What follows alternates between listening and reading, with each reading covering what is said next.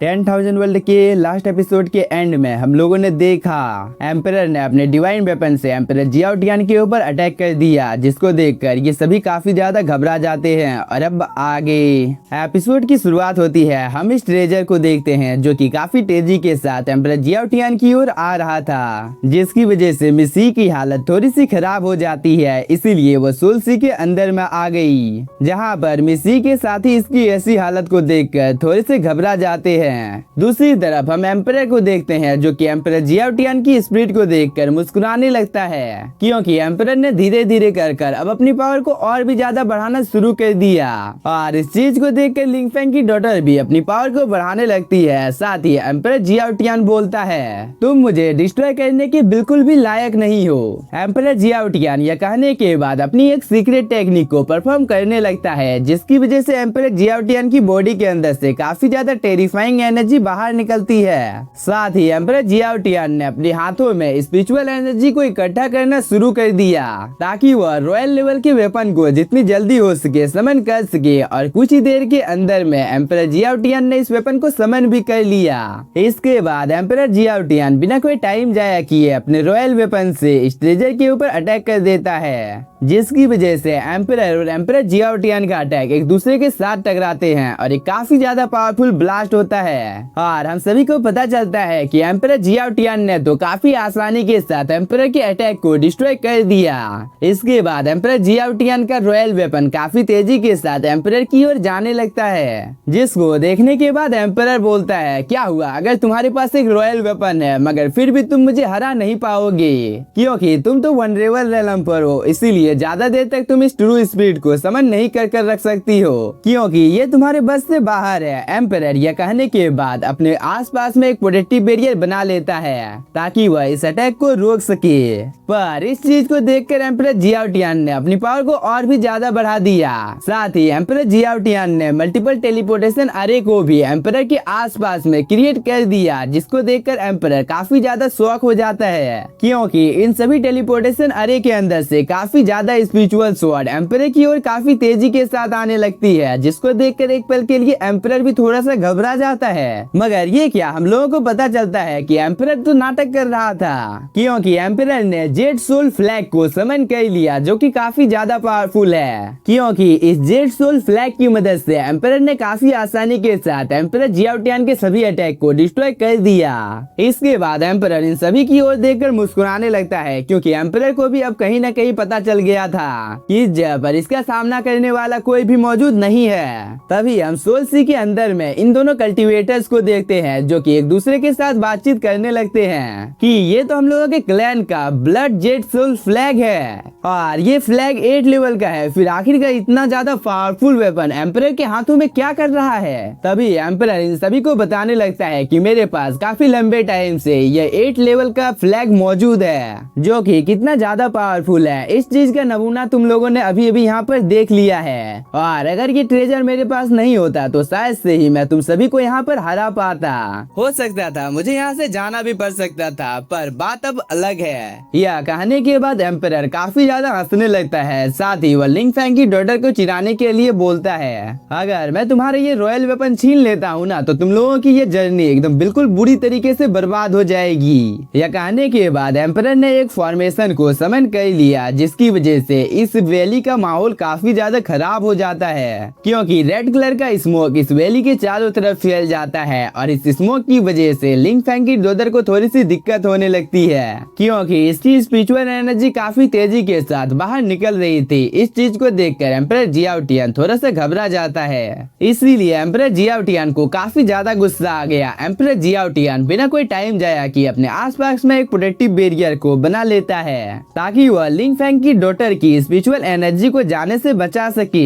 मगर एम्परर का ये फॉर्मेशन कुछ ज्यादा ही पावरफुल है, जिसकी वजह से लिंग फेंग की डॉटर को अभी भी काफी ज्यादा दिक्कत हो रही है। भले ही एम्परर जियाओ टियान ने इसके आसपास में एक प्रोटेक्टिव बैरियर बना कर रखा है, इसीलिए लिंग फेंग की डॉटर ने अपने पास से इमोर्टल लिक्विड की एक बोतल को बाहर निकाल लिया। इसके बाद वह बिना कोई टाइम जाया किए इमोर्टल लिक्विड को पीने लगती है, जिसको देखकर एम्परर बोलता है, मैं देखना चाहता हूँ कि तुम मेरे इस अटैक के सामने कितने देर तक टिक पाते हो, क्योंकि इस अटैक से निपटने के लिए आखिरकार तुम्हारे पास कितना ही ज्यादा इमोर्टल लिक्विड का बोतल मौजूद मौजूद होगा। एम्परर यह बोलने के बाद टाइम एंड स्पेस टेलीपोर्टेशन अरे को समन कर लेता है, जिसके अंदर से काफी ज्यादा ही जंजीर बाहर निकलती है, जो कि काफी तेजी के साथ लिंग फेंग की डॉटर की ओर जाने लगती है।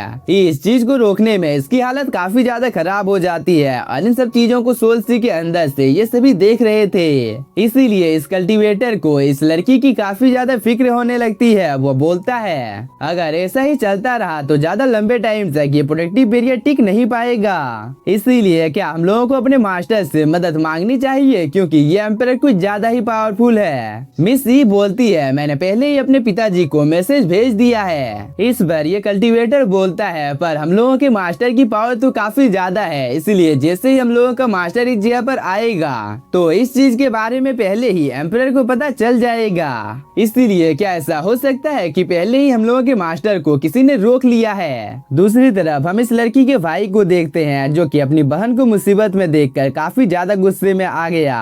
वह इस एल्डर को बताने लगता है कि जो लड़की मुसीबत में है वो और कोई नहीं मेरी बहन है। इस बात को सुनकर ये एल्डर काफी ज्यादा शॉक हो जाता है। वो बोलता है क्या तुम दोनों जुड़वा हो? यह बोलने के बाद ये एल्डर काफी ज्यादा खुश हो जाता है, क्योंकि इसे जुड़वा बच्चों की और एक जोड़ी मिल गई थी। इस पर ये लड़का बोलता है जितनी जल्दी हो सके मुझे अपनी बहन को बचाना होगा। यह कहने के बाद वो अपने पास से इस रॉयल वेपन को बाहर निकाल लेता है, जो कि इसकी आंटी ने इसे दिया था, जिसकी मदद से वह इस जगह पर काफी ज्यादा टाइम एंड स्पेस टेलीपोर्टेशन अरे को ओपन करता है और इसे फाइनली अपने बहन तक जाने का रास्ता मिल गया था। इसीलिए वो एल्डर को बोलता है चलिए एल्डर मुझे रास्ता मिल गया है। इसके बाद ये दोनों टाइम एंड स्पेस पोर्टल के अंदर में चले जाते हैं, पर इन दोनों की ही किस्मत काफी ज्यादा खराब थी, क्योंकि इन दोनों के रास्ते में कहीं से एक ठंडर का बवंडर आ जाता है, जिसके अंदर से काफी ज्यादा ठंडर की एनर्जी बाहर निकल रही थी, जिसको देखकर ये एल्डर थोड़ा सा शॉक हो जाता है। वो तुरंत से अपने पास से इस ट्रेजर को बाहर निकालता है। इसके बाद ये दोनों बिना कोई टाइम जाया किए ट्रेजर के अंदर में चले जाते हैं। अब इस एल्डर ने तियानसी को बताना शुरू कर दिया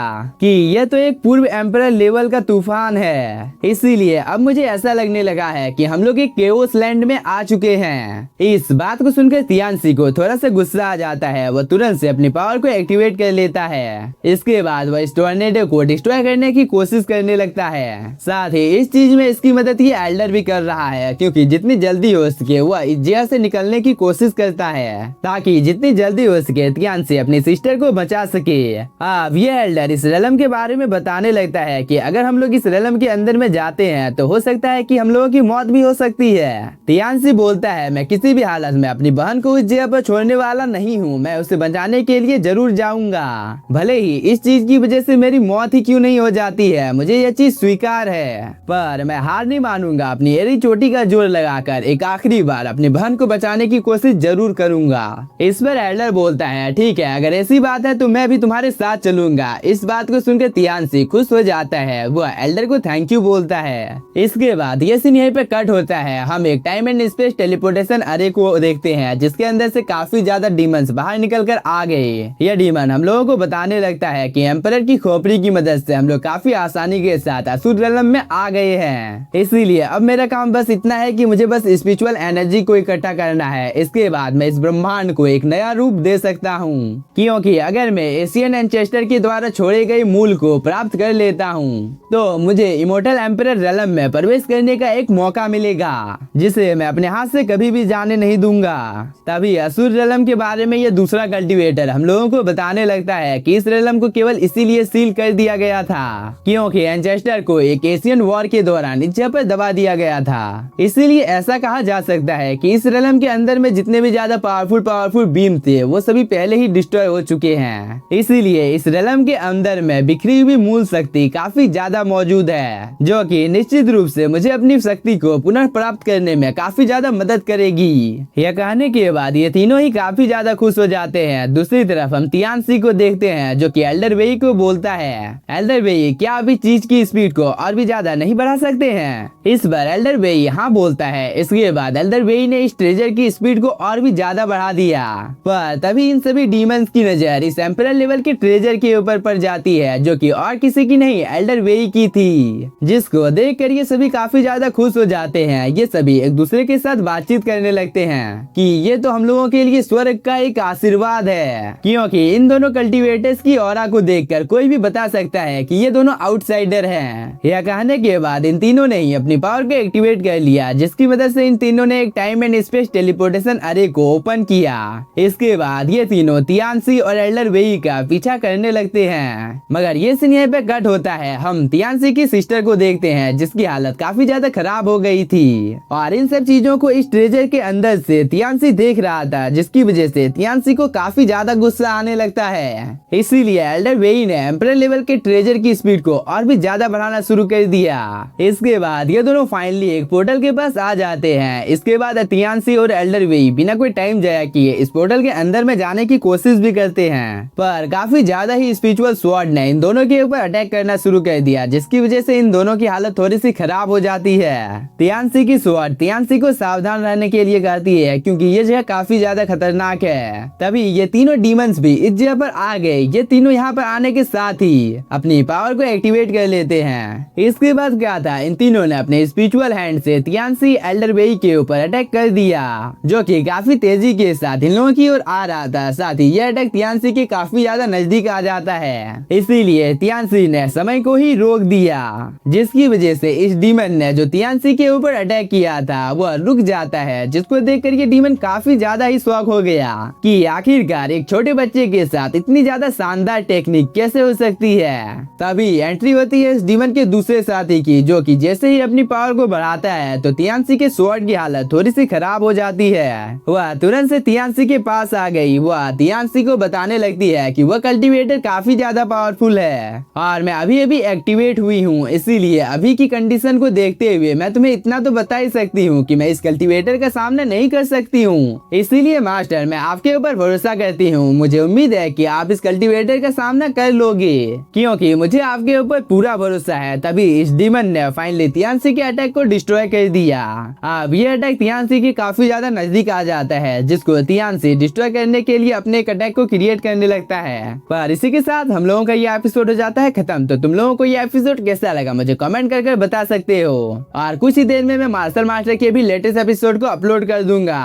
तो प्लीज सपोर्ट मी और थैंक यू फॉर वॉचिंग।